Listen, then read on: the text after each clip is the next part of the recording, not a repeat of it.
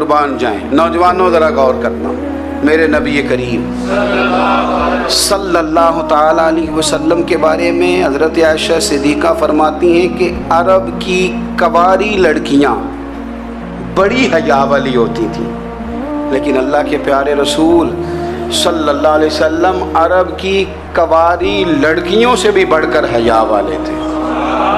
یہ ہمارے بچے مذاق میں ہمیں کئی دفعہ کہتے ہیں شادی کرا دو، شوگل میں کہہ دیتے، ابا کو کہہ دیتے ہیں، ابا کو نہیں منہ پہ آگے کہہ دیتے ہیں، کہتے ہیں یہ بڑا بھائی مصیبت بن گیا، یہ ہٹے گا تمہاری باری آئے گی۔ آپ کچھ ایسی باتیں کر رہے ہیں، کچھ ایسے انداز آپ اختیار کر رہے ہیں جو وزادار لوگ کرتے نہیں۔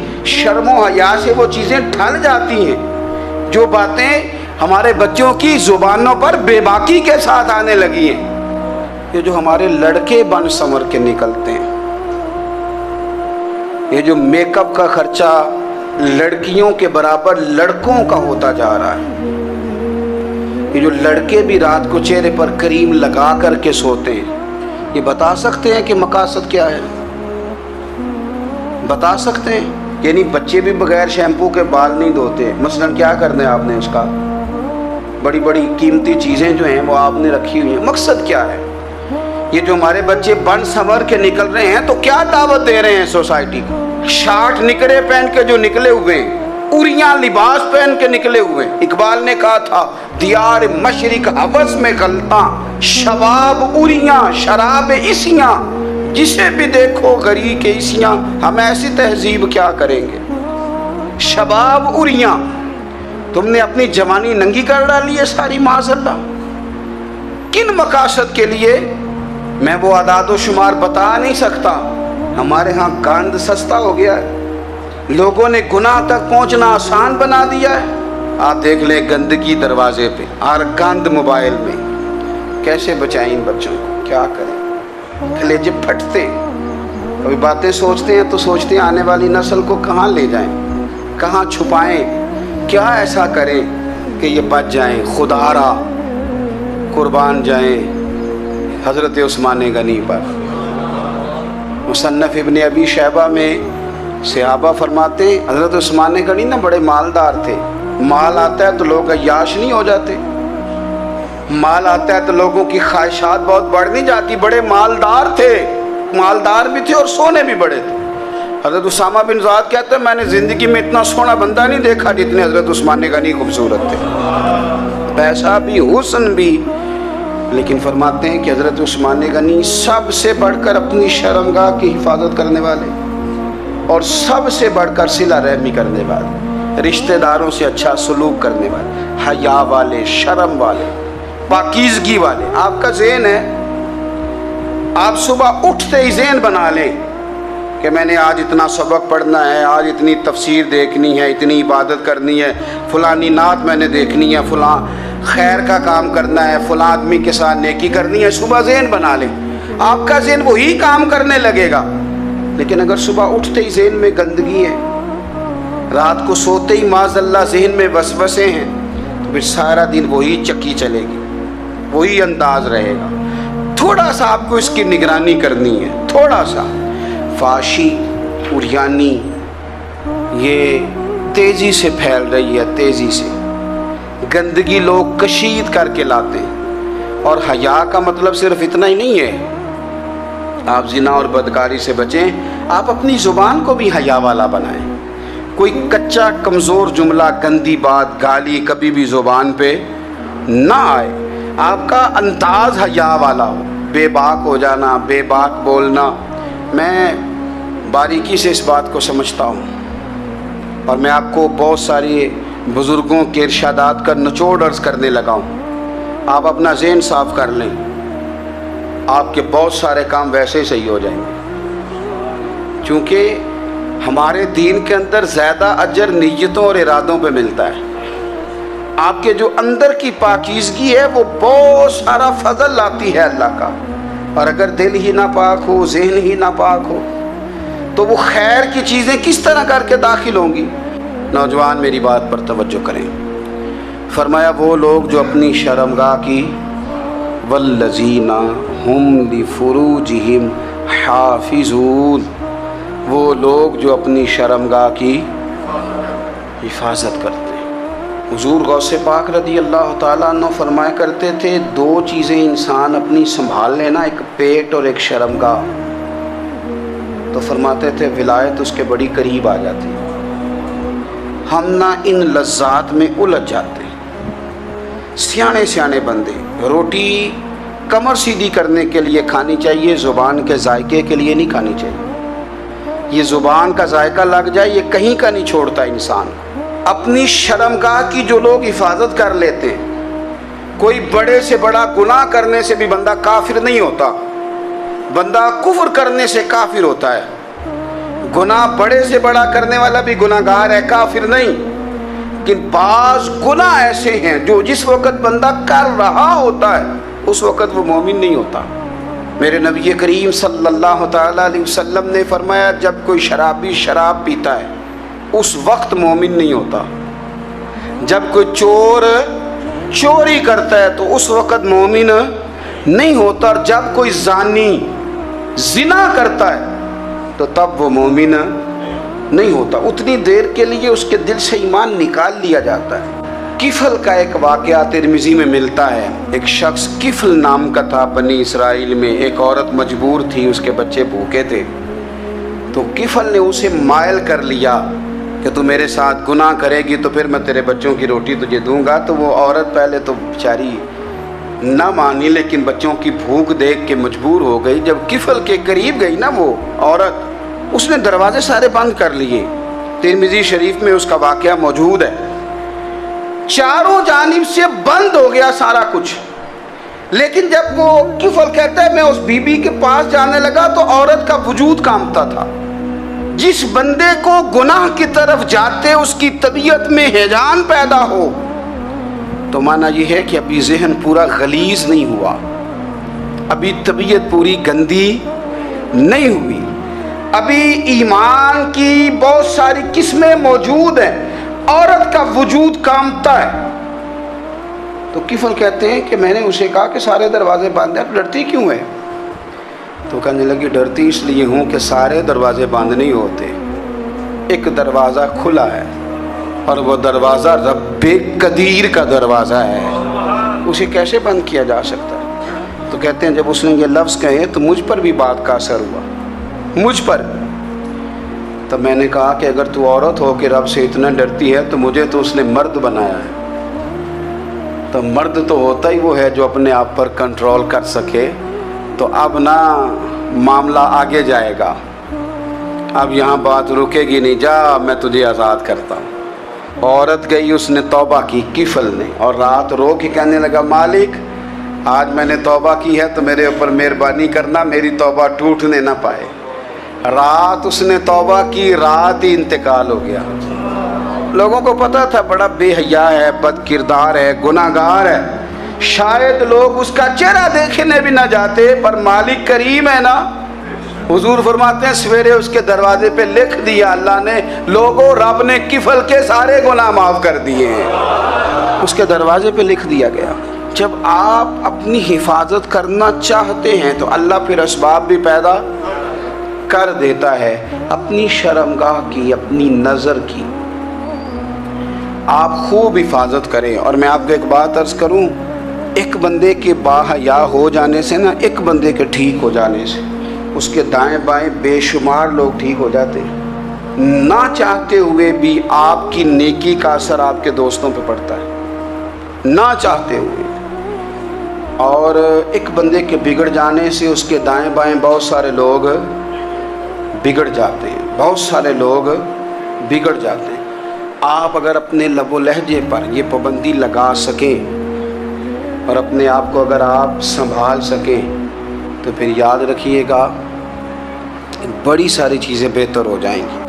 اپنی شرمگاہ کی حفاظت کرنے والے الا علی ازواجہم، مگر یہ کہ اپنی بیویوں پر، او ما ملکت ایمانہم، یا اپنی شرعی باندیوں پر۔ اس زمانے میں جو لونڈی خریدی جاتی تھی اس سے بھی وطی کرنا جائز تھا، اگرچہ اب لونڈیاں موجود نہیں ہیں تو یہ فعل بھی موجود نہیں، سوائے اپنی بیویوں پر یا شرعی باندیوں پر۔ فإنہم غیر ملومین، فرمایا جو یہ کام کرے اس پر کوئی ملامت نہیں ہے، اپنی بیوی کے پاس شرعی طریقے سے جائے یا باندی کے پاس جائے۔ فمن ابتغى وراء ذلك، اور جو آدمی اس کے بعد اس حد سے بڑھے، اس کے سوا کچھ اور کرے جو بندہ، فرمایا فاولئک هم العادون، یہ لوگ حد سے بڑھنے والے ہیں۔ جو لونڈیوں اور باندیوں کے علاوہ، اپنی بیویوں کے علاوہ کسی اور جگہ گندگی کریں، یہ حد سے بڑھنے والے، حدوں کو کراس کرنے والے لوگ ہیں۔ پھر ارشاد فرمایا والذین هم لاماناتہم وعہدہم راعون، اور وہ جو اپنی امانتوں اور اپنے وعدوں کی رعایت کرتے ہیں، امانتیں ادا کرتے ہیں، وعدے پورے کرتے ہیں، اور وہ لوگ جو اپنی نمازوں کی حفاظت کرنے والے ہیں، جن میں یہ خوبیاں آ گئیں۔ میرا رب فرماتا ہے نماز میں خشوع وضو حاصل ہو گیا، فضولیات سے بچ گئے، زکوٰۃ ادا کرنے والے بن گئے، شرمگاہ کی حفاظت کرنے والے بن گئے، امانتیں عہد پورے کرنے والے بن گئے، اپنی نمازوں کے محافظ ہو گئے۔ اللہ اکبر، قربان جائیں۔ مالک فرماتے ہیں اولئک ھم الوارثون، یہی لوگ تو وارث ہیں۔ یا اللہ کس چیز کے؟ فرمایا الذین یرثون الفردوس، یہ لوگ جنت کے وارث ہیں، یہ جنت کے وارث ہیں یہ لوگ۔ ہم فیہا خالدون، اور فردوس سے، جنت سے نکالے نہیں جائیں گے، ہمیشہ ہی جنت میں رہیں گے۔ یہ آیات اللہ کا مطالبہ بھی ہے، یہ آیات صحابہ، اہل بیت، اولیاء اللہ، ان تمام کی سیرت کا اخذ بھی ہے، اور سب سے بڑھ کر سیدہ عائشہ صدیقہ فرماتی ہیں یہی تو آیات ہیں جنہیں اچھی طرح سمجھ لو گے تو تمہیں مدینے والے کے اخلاق بھی سمجھ میں آ جائے گا، حضور کے اخلاق بھی تمہیں سمجھ میں آئے۔ بڑے غور کے ساتھ سورہ مومنون کی ان ابتدائی آیات پر غور کرنا چاہیے۔ رب فرماتا ہے قد افلح المؤمنون، تحقیق مومن کامیاب ہو گئے۔ کون سے مومن؟ الذین ہم فی صلاتہم خاشعون، وہ جو اپنی نمازوں میں گڑ گڑانے والے ہیں، خشوع کے ساتھ، عاجزی کے ساتھ، انکساری کے ساتھ، ذوق کے ساتھ نماز پڑھنے والے ہیں۔ دیکھیں قرآن نے یہ نہیں کہا شروع میں کہ وہ لوگ اپنی نماز پابندی سے پڑھتے ہیں، بلکہ فرمایا وہ نمازوں میں عاجزی کرتے ہیں، وہ نماز میں خشوع کرتے ہیں، خضوع کرتے ہیں۔ نماز ہم بھی پڑھتے ہیں، ڈھیر سارے لوگ ہیں جن کا یہ مطالبہ ہے کہ میرا نماز میں دل ہی نہیں لگتا۔ پہلی بات تو یہ ہے کہ دل نہ بھی لگے تو نماز پھر بھی پڑھنی ہے، اور دوسری بات یہ ہے کہ دل لگانے کو بھی تو کچھ انسان کے پاس چیزیں ہونی چاہیے نا، کوئی ضروریات ہوتی ہیں۔ سب سے پہلی بات یہ کہ مسئلہ نماز کا نہیں، مسئلہ اہمیت کا ہے۔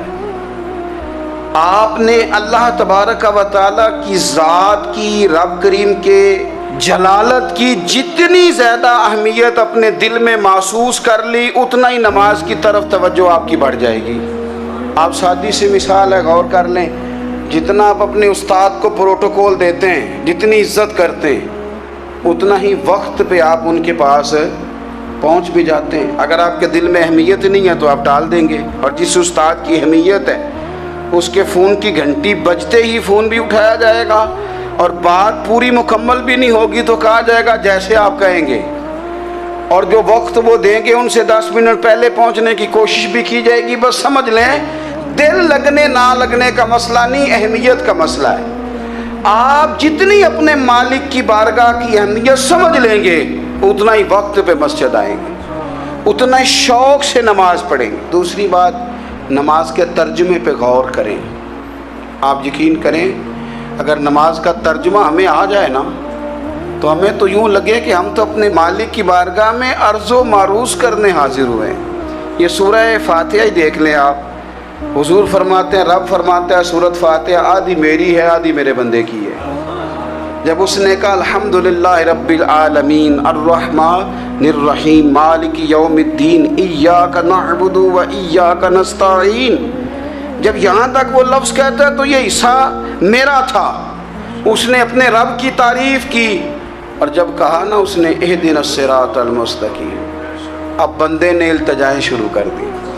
اس نے کہا کہ مالک بھی تو ہے, رحمان بھی تو ہے, رحیم بھی تو ہے, عبادت بھی تیری کرتے ہیں تو مدد بھی تو تجھی سے مانگنی ہے نا. اب مہربانی فرمانا اہدنا الصراط المستقیم, ہمیں سیدھا راستہ دکھا دے. صراط الذین انعمت علیہم, ان لوگوں کا راستہ دکھانا جن پر تو نے انعام کیا ہے. غیر المغضوب علیہم ولا الضالین, ان کے راستے پہ نہ چلانا جن پر تیرا غضب ہوا, جو گمراہ ہو گئے ان کے راستے. تو نماز میں جب ترجمے پر آپ کا غور ہوتا ہے تو آپ کا تو دل خود بخود لگ جاتا ہے, شوق بڑھ جاتا ہے آپ کا. تو اتنی چیزیں ہم زندگی میں یاد کرتے ہیں, تو اگر ترجمہ بھی نماز کا یاد کر لیں اور پھر شوق سے پڑھیں تو آپ یقین کریں طبیعت کھینچی چلی آئے گی. ہمارے یہاں کچھ لوگ نماز پڑھتے ہیں پر بڑی لاپرواہی سے پڑھتے ہیں, کبھی ادھر دیکھتے ہیں کبھی ادھر دیکھتے ہیں, کبھی بال سہلاتے ہیں. وہ میں نے دیکھا ہے سجدے جا رہے ہیں تو سیانے سیانے بندے کبھی کپڑے کو چھیڑ رہے ہیں, کبھی جگہ کو چھیڑ رہے ہیں. میرے نبی کریم صلی اللہ تعالیٰ علیہ وسلم نے فرمایا ان لوگوں کا کیا حال ہے جو اپنی نماز میں نظریں آسمان کی طرف اٹھاتے ہیں, رکوع سے اٹھے تو اوپر دیکھنا شروع کر دیا, کیا حال ہے ان کا. اور پھر حضور نے ایک موقع پر تو سختی فرمائی, فرمایا جو نماز پڑھتے اپنی نظریں آسمان کی طرف اٹھاتا ہے وہ باز آ جائے, ورنہ ایسا نہ ہو کہ رب اس کی آنکھیں ہی چھین لے. وہ باز آ جائے اس کام سے. خشوع کے ساتھ نماز پڑھے, عاجزی کے ساتھ نماز پڑھے, اس کا دل لگا ہوا ہو نماز کے اندر. میرے نبی پاک صلی اللہ تعالیٰ علیہ وآلہ وسلم کے غلام حضرت انس بن مالک رضی اللہ تعالیٰ عنہ فرماتے ہیں کہ رسول پاک صلی اللہ علیہ وسلم نے مجھ سے فرمایا تھا کہ بیٹے نماز میں ادھر ادھر دیکھنے سے بچو, کیونکہ فرمایا نماز میں ادھر ادھر توجہ کرنا یہ بندے کو ہلاک کر دیتا ہے.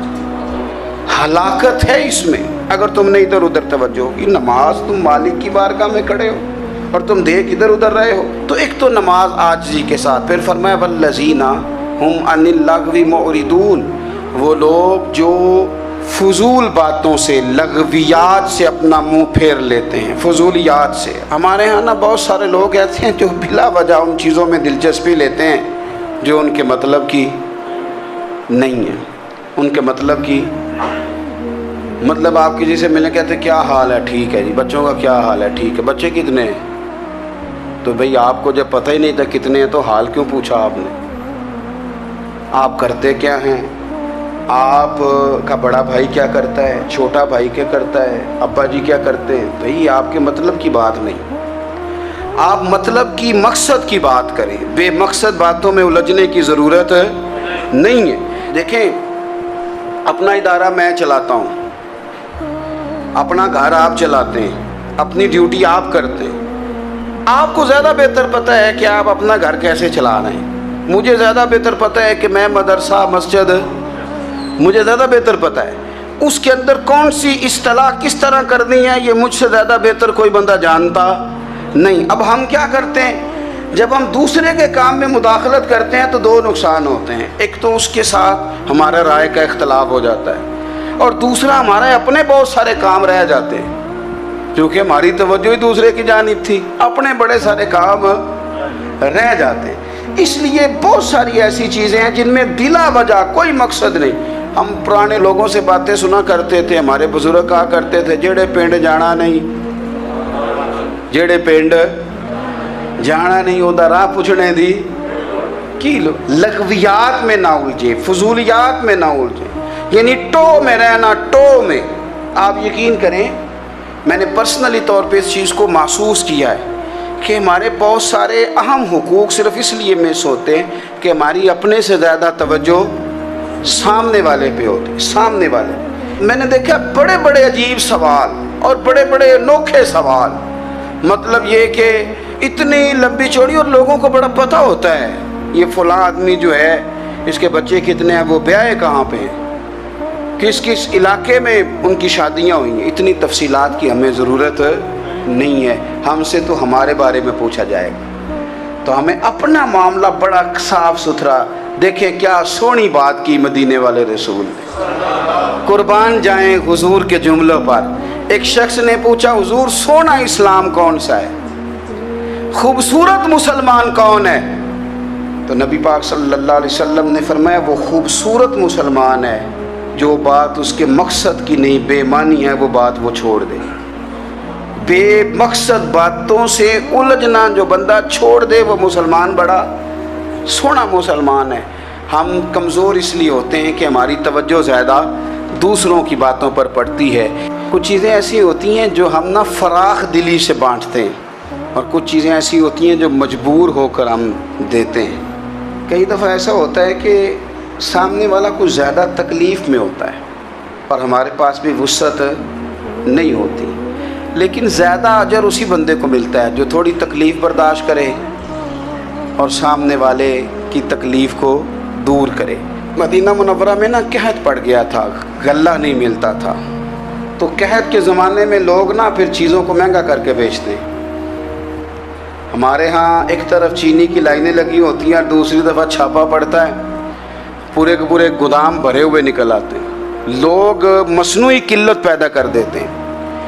حضرت عمر فاروق رضی اللہ تعالیٰ عنہ کے زمانہ نور میں قحط پڑ گیا تھا، گندم کا دانہ اس طرح ہو گیا تھا جس طرح سونا ہے۔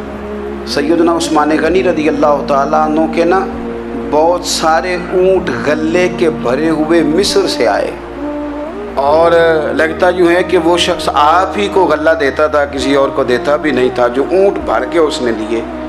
تو مدینہ منورہ کے اندر جب وہ مال پہنچا نا، آپ کو بتانا یہ چاہ رہا ہوں کہ ساری تجارت بندوں سے نہیں کرنی چاہیے، کچھ اللہ سے بھی کرنی چاہیے۔ رب سے جو بندہ تجارت کرتا ہے وہ بڑا کامیاب ہوتا ہے۔